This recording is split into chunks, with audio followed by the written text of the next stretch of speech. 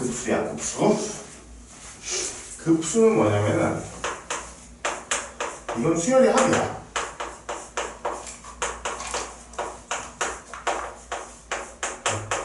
수열의 합인데 어디까지 합이냐? 무한대까지야. 무한대까지 의 합. 이게 급수야. 어떤 수열이 있는데 그 수열을 내가 무한대까지 더했을 때 그 수가 뭐냐? 이게 바로 급수거든. 그러면 생각을 해봐라. 야, 자, 등차 수열 같은 게 있어. 그런 급수는 뭐가 되겠니? 무조건 무한대가 되겠지. 그러니까 급수라는 것 자체도 어쨌든 극한의 어떤 개념이 들어가 있는 거기 때문에 우리 그것을 발산한다 내지는 뭐 수렴한다 이렇게 얘기를 하기는 해. 그런데 문제는 뭐가 나오겠니? 발산하는 경우는 문제에서 죽어도 안 나와.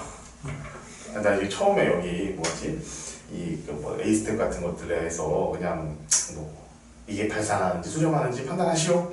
이런 문제에서야 당연히 발산이 나오겠지만 실제 문제는 절대로 하나도 안 나온다. 발산, 무조건 수렴만 나온다. 자, 이게 이 표시한 자체는 어떻게 되느냐면은, 자, 우리 수열의 합은 시그마라 나타내잖아. 그지? 그래서 어떤 K가 1부터 무한대까지, 자, A, K. 이렇게 나타나는 게 바로 급수야. 이걸 그냥 급수라고 하는 거야, 사실. 그냥 급수라고 하는데, 실제로 우리가 이걸 구할 수 있느냐고. 못 구해. 어떻게 구해? 관계까지 어떻게 구할 거야? 못 구한다고. 우리가 등차 수열, 등비 수열, 뭐 합의 공식을 배우긴 배웠지만 어떤 n항까지의 합만 배웠잖아. n항까지의 합만 배웠다고. n항까지의 합을 배웠기 때문에 그것만 알 수 있지만 그 무한대까지, 무한대는 숫자가 아니기 때문에 n항이 아니잖아. 모른다고.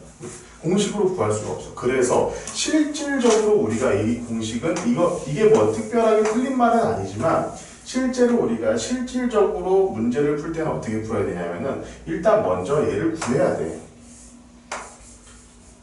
1에서부터 n까지를 구해야 돼. A, K에. 어떤 수열에 이 n까지의 합을 구해야 돼. 그러면 그 n까지의 합을 구한 것을 가지고 우리는 급수를 구해야 되는데 그거 어떻게 하느냐. n을 무한대까지 올려버린다는 거야.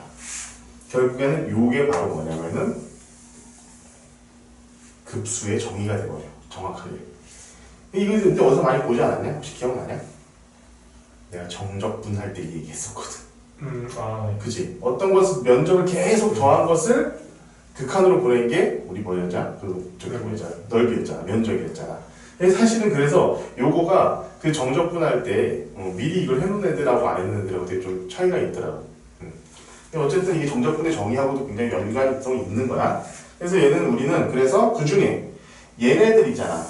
우리가 수학적으로 구할 수 있는 얘네를 우리는 뭐라고 부르냐면은 부분합이라고 부르는 거야.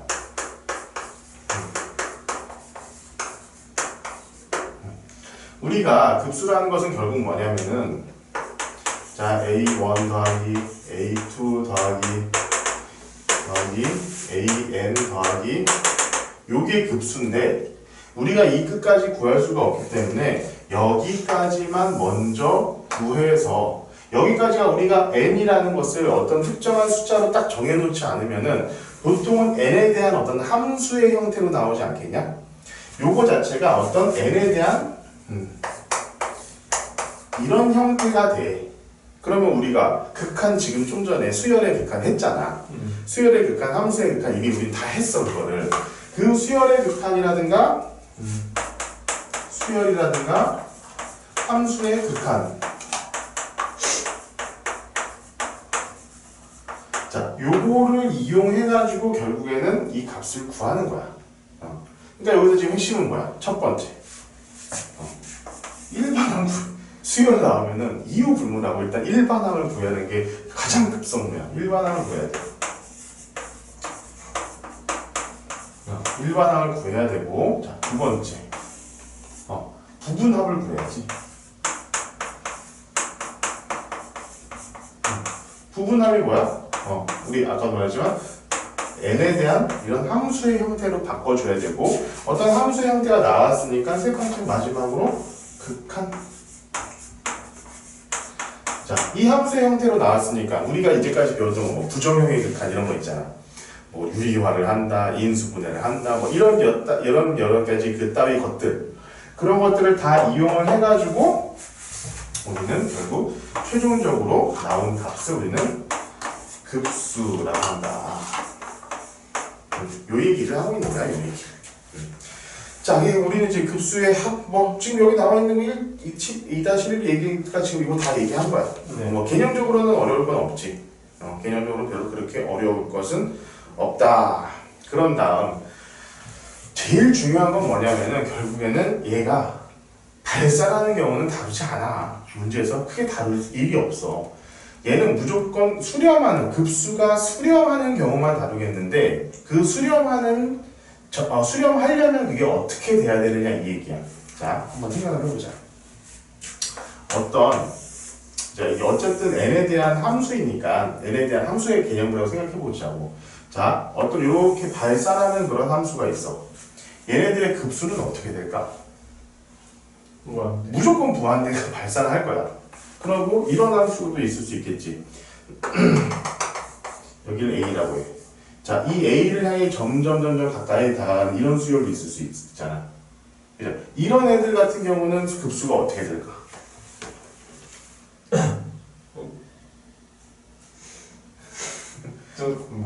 수렴하잖아.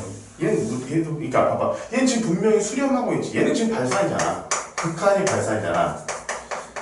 발산하는 놈들의 급수는 무조건 발산이야. 얘는 뭐 생각할 필요도 없어. 근데 봐봐. 얘는 지금 수렴하고 있지. 그치? 네. 수렴하고 있지만 A를 향해 수렴하고 있잖아. 그러면은 급수는 뭐야? 계속 나중에 되면 A를 계속 더하는 상황이 되지 않겠어? 그렇지. 그러면 얘도 발산이야.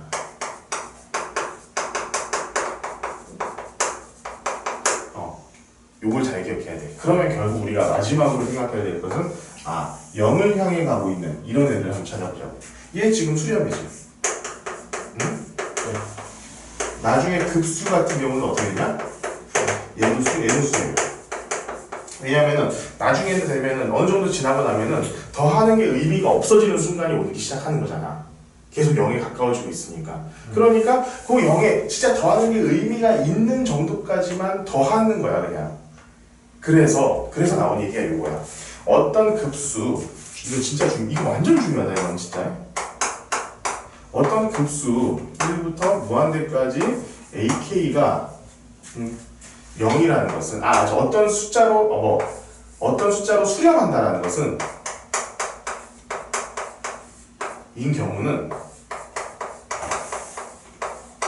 얘는 무조건 리미트 n이 무한대로 갈 때 n은 n이 뭐다? 0이다.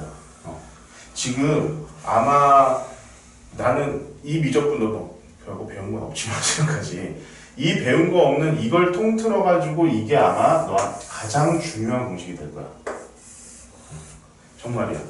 정말 잘 기억하고 있어야 돼. 그러니까 이게 요렇게 됐다라는 조건이 이제 나중에 나와. 우리는 지금 방금 배웠으니까 이 얘기가 나오면 요거지 라고 머릿속에 들어가 있지만 이게 너가 지금 한 1년 정도가 지나서 내년도 수능을 준비하고 있을 때쯤 보면 있잖아.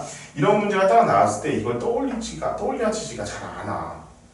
그러니까 이것이 어떤 급수라는 것 자체가 있고 얘가 어떤 하나의 값으로 주어진다는 조건이 주어지는 순간 무조건 이걸 먼저 생각해야 돼.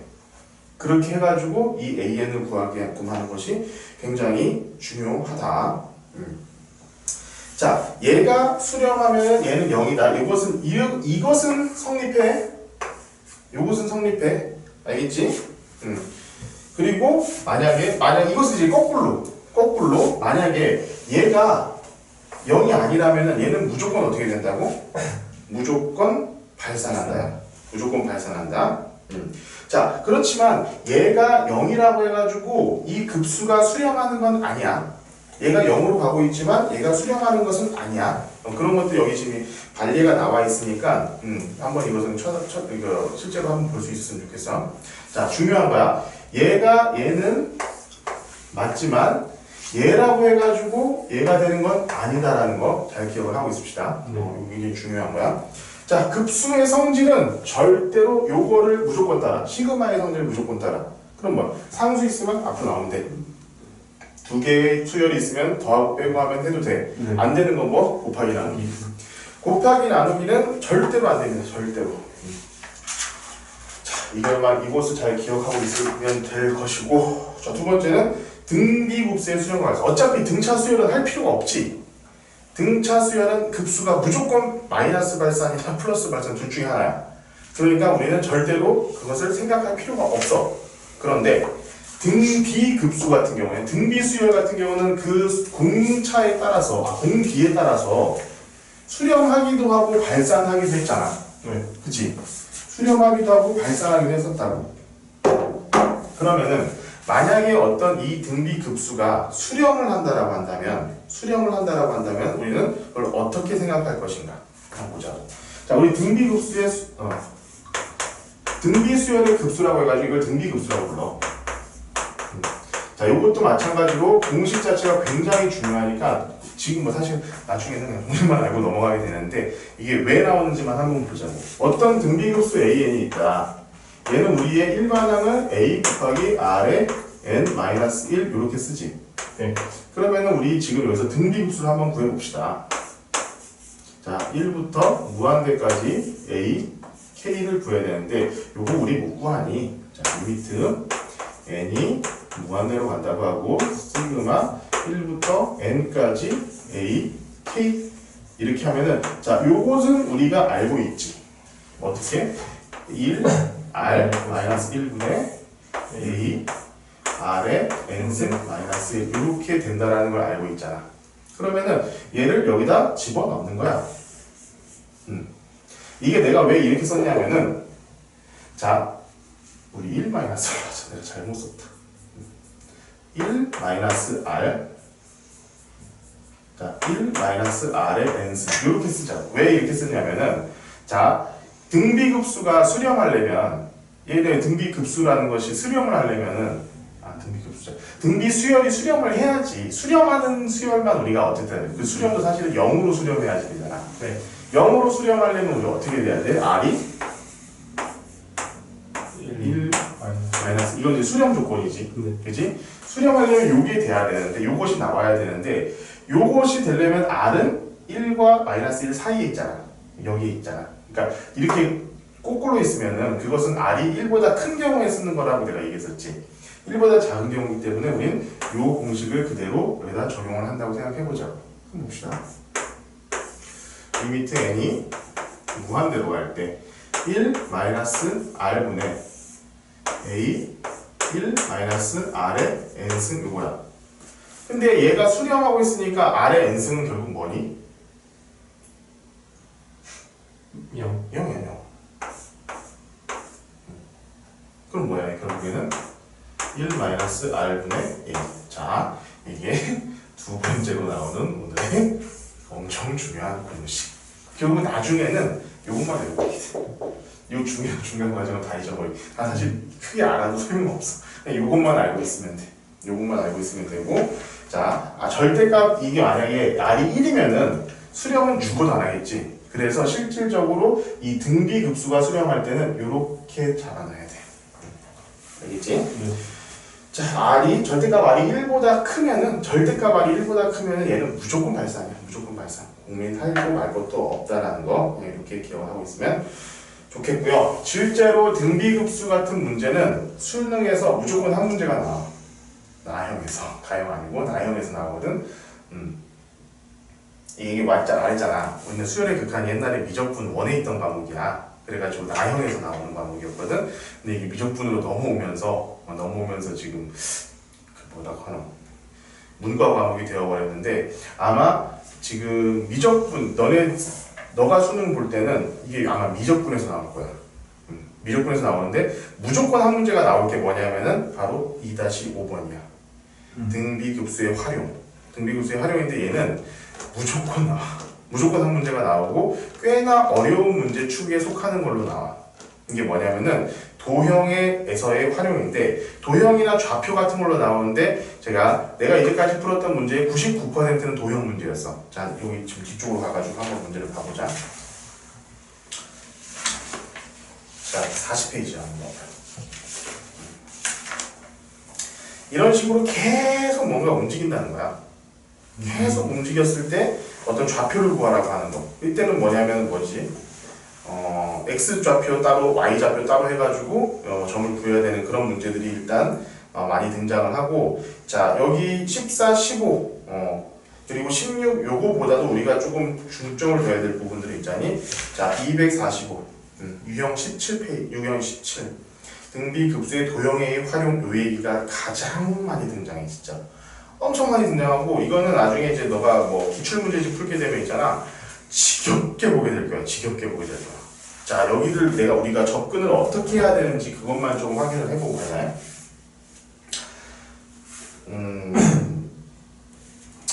그래, 일단은 이 공식은 그냥 암기할 수 있지. 되게 쉽지 않아. 이 공식 자체는 굉장히 쉽기 때문에 암기를 할 수 있을 거야. 그냥 이것만 생각하고 이 대표 문제를 그럼 한번 내가 풀어보자. 넓이가 2인 정사각형이야. 이런 정사각형이 있대. 넓이가 2네. 넓이가 2. 정사각형을 4등분을 해. 그리고 여기 면적을 칠을 한다. 또 정사각형에서 넓이를 칠을 한다. 이 칠을 한다. 요 얘기야. 그치? 이 면적을 구하라는. 근데 봐봐. 이 면적이란 건 무한대계로 생기잖아. 그치? 무한대계로 생기지만 면적이 무한대가 되느냐? 아니야. 어쨌든 이 안에서 해결되는 거 아니야? 이래나 저래나? 그렇기 때문에 이 면적을 벗어날 수는 없어. 이래나 저래나. 그런데 여기서 무한대로 계속 가고 있어. 그냥 어느 순간부터는 이게 무시해도 될 만큼 작은 숫자가 된다라는 거야. 그러면은 한번 처음에 보자. 넓이가 2래. 넓이가 2야. 그럼 얘는 몇이 되겠니? 4분의 1 되겠지. 자, 우리 공식만 생각해. 자, 공식만 생각해. 2분의 1이지. 2분의 1이지. 그렇지? 넓이 전체가 2니까. 자, 공식만 생각해. 1R 1-R분의 A. 자, 초항입이 나온 거야.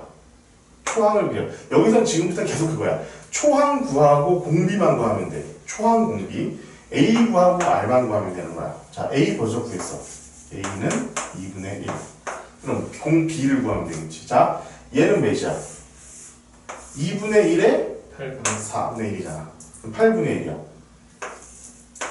어차피 이 뒤로는 똑같을 수밖에 없어. 그러니까 뒤에 끝까지 검증할 생각 하지도 마. 요거 두 개만 생각해. 그러면 공비가 몇이니? 4분의 1 계속 곱해주는 거지. R은 4분의 1. 그냥 끝. 그래가지고 1-4분의 1분의 2분의 1 요거 구하면 돼. 얘는 몇이니? 4분의 3분의 2분의 1이기 때문에 3분의 2. 이게 답이야. 간단하지? 근데 실제로 이렇게 간단한 문제가 나오진 않아. 간단한 문제는 나오지 않고 대부분의 경우 이것보다 조금 더 어려운 문제들이 나오는데, 이것보다 우리가 얘네랑 얘네 도형은 근데 계속 어떤 이 관계일 거 아니? 이렇게 쭈루루루 나온다는 것은 관계요. 얘랑 얘의 관계는 어떤 관계야? 무슨 의미라고 불러? 닮음이라고 불러. 닮음이라고 불러. 야, 이거 진짜 중요한 거야 이게. 야, 옆에 봐봐. 249번 봐볼래? 상문제? 네. 보면은, 자, 지금 이 화살표 모양으로 되어 있는 이 곳을 한번 보자. 화살표 모양으로 된 게 쭈루루루루 계속 지금 들어가고 있지. 네. 얘네들은 다 닮음이야, 모양이. 그러면 우리 이런 걸 생각해야 돼. 닮음 B라는 것과 넓이 B. 자, 닮음 B라는 게 있어. 닮은 B가 있고, 닮은 B가 있어서 A 대 B라고 한번 하자. 그럼 넓이 B는 몇이야? 25. 그렇지. 그게 엄청 중요해. 지금 같은 경우는 이 면적 자체를 내가 금방 구했어. 그러니까 상관없어. 근데 조금 대부분의 문제들은 어떤 문제냐면은 자, 이 면적 자체를 구하기가 굉장히 어렵게 돼 있어. 그렇죠. 어차피 얘랑 얘는 닮음이란 것만 이용하면 돼. 닮은 비는 뭐냐면 항상 말이지만 얘는 애들 헷갈리는데 길이 비야. 대응하는 길이, 요 길이의 비라는 거야. 그럼 봐봐. 얘는 뭐 얘가 1이라고 하면 얘는 2분의 1이잖아. 그치? 그래서 닮은 비가 4분의 1이 되는 거야. 맞지? 네. 요 닮은 비를 구해야 돼. 무조건. 그래서 대부분의 경우는. 알겠니? 그러니까 여기 지금 249번 같은 경우도 문제가 이런 식으로 되어 있잖아.